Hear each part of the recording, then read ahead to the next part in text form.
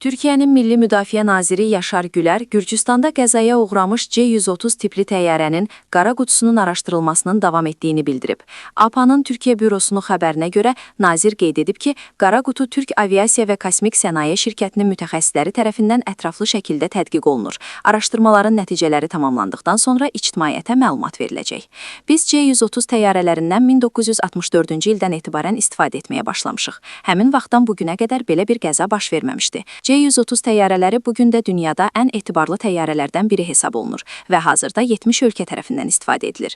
Bu qəzadan sonra bütün C-130 təyyarələrimizi tam nəzarətə götürdük. Yoxlamalar tamamlandıqdan sonra təyyarələrimizi yenidən istifadəyə verəcəyik. Qəzaya uğramış təyyarəmizin qara qutusu hazırda TUSAŞ-da araşdırılmağa davam edir. Qəza araşdırma heyətimiz də işlərini davam etdirir.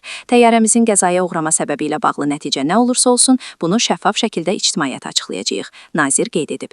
Xatırladaq ki, noyabrın 11-də Azərbaycandan Türkiyəyə istiqamətlənən Türkiyəyə məxsus C-130 tipli hərbi nəqliyyat təyyarəsi Gürcüstan ərazisində qəzaya uğrayıb. Qəza nəticəsində təyyarədə olan 20 hərbçinin hamısı həyatını itirib.